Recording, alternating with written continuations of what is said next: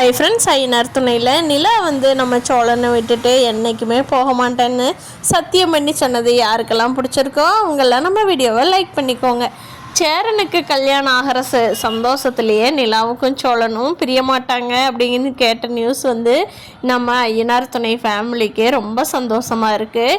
சேரன் சந்தா ஜோடி பார்க்குறக்கு அவ்வளோ அழகாக இருக்காங்க. சந்தா இவ்வளோ நாள் பண்ணின ஸ்டைலுக்கும் தமிழ்நாட்டு ஸ்டைலில் வந்ததுக்கும் சூப்பராக இருக்காங்க. எப்படியோ இப்போதைக்கு ஐயனார் துணை குடும்பத்தில் 3 ஜோடி கன்ஃபார்ம் ஆயிடுச்சு. இந்த 3 பேர்த்துக்குள்ளேயுமே எந்த பிரச்சனையும் வராமல் போனால் சூப்பராக இருக்கும். எல்லோரும் ஃபோட்டோ ஷூட் முடிஞ்சதுக்கு அப்புறமா எல்லாருமே அவரவர் வேலைக்கு கிளம்பிட்டாங்க. சோழன் கிளம்பியாச்சு. சேரனும் நான் போய் கட்டட வேலையில் பாட்டு வரேன், சந்தாவா உன்னை வீட்டில் விட்டுட்டு போகிறேன் அப்படின்னு சொல்லிட்டு சந்தாவை கூட்டிகிட்டு கிளம்பிட்டாரு. அப்புறம் பாண்டியும் அண்ணன் நான் கடைக்கு போகிறேன்னே நீங்கள் பார்த்து பத்திரமா இருங்கன்னு சொல்லிட்டு பாண்டியும் கிளம்பிடுறா.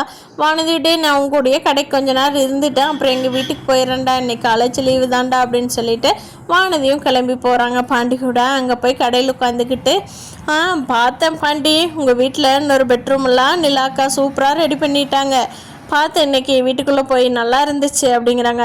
ஆமாம் வானதி, அப்புறம் அண்ணனுக்கு தனி ரூம் வேணும் இல்லையா, சந்தா அண்ணி வந்தாங்கன்னா அதனால தான் நிலா அண்ணி பார்த்து டெக்கரேட் பண்ணிட்டாங்க, அதனால் இப்போ பிரச்சனையே இல்லை, சூப்பராக ரெடி ஆயிடுச்சு அப்படின்னு சொல்லி பாண்டியும் சொல்கிறாரு. ஆமாம் பாண்டி, எனக்கு ஒரு டவுட்டு அப்படின்னு சொல்லி வானதி கேட்குறாங்க. பாண்டி என்ன டவுட்டு சொல்லு வானதி அப்படிங்கிறாரு. இப்போ 2 பெட்ரூம் இருக்குது, ஓகே, உங்கள் நிலா அண்ணி ஒரு பெட்ரூம் யூஸ் பண்ணிக்கிறாங்க, உங்கள் சந்தா அன்னிக்கு ஒரு பெட்ரூம் ஓகேடா, நாளைக்கு நமக்கு கல்யாணம் வச்சா எந்த பெட்ரூம்டா கொடுப்பாங்க, 2 தான் உங்கள் வீட்டில் இருக்குது, நாளைக்கு நம்ம என்னடா பண்ணுறது அப்படிங்கிறாங்க. பாண்டி சொல்கிறாரு, ஆமாண்டி கரெக்டு தான், ஆனாலும் நான் அதை யோசிக்கவே இல்லை, சரி நம்மளுக்கு கல்யாணம் நடக்கட்டும் அப்போ பார்த்துக்கலாம், ஃபஸ்ட்டு சேரன் அண்ணாவோட கல்யாணம் முடியட்டும்டி அப்படிங்கிறாரு. என்னடா இப்போ தான் அண்ணனுக்கு கல்யாணம் ஆகலைன்னு சொன்னேன் தன்னால், ஓகே இன்னி தான் அண்ணனுக்கு கல்யாணம் ஆயிடுச்சுல்ல அப்படின்னு சொல்லி எங்கள் வீட்டில் கேட்டாங்கன்னா நான் என்னடா சொல்லட்டும், அதையும் மீறி நம்ம கல்யாணம் பண்ணணும்னா நம்ம எங்கடா தங்குறது சொல்லுடா, உங்கள் வீட்டில் ரூமே இல்லையே, உங்கள் நிலா நீ வெளியே போக சொன்னால் போவாங்களா அப்படின்னு சொல்லி கேட்குறா. வானதி என்ன சொல்கிற நீ, அவங்கள வெளியில் போக சொல்ல முடியுமா அப்படிங்கிறாரு. இதை வச்சே 2 பேர்த்துக்கும் வாக்குவாதாகி சண்டை வந்துடுது. ஆனாலும் வானதி கேட்குறதும் கரெக்டு தான்.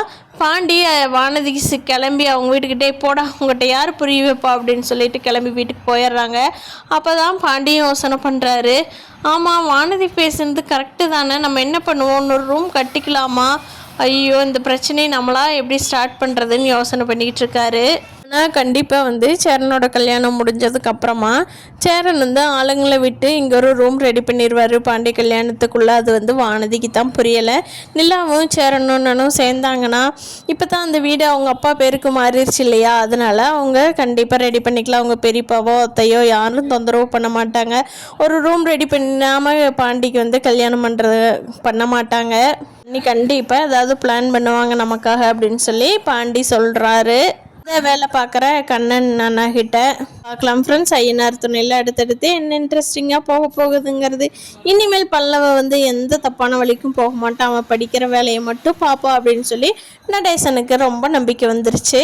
இனிமேல் அவர் அப்பாடா நம்ம இன்னையாவது ஜாலியாக இருக்கிறான்டா, இவனும் கரெக்டான வழிக்கு வந்துடுவான், இது எல்லாத்துக்கும் காரணம் அந்த நிலா பொண்ணு தான் அப்படின்னு நினச்சிட்ருக்காரு.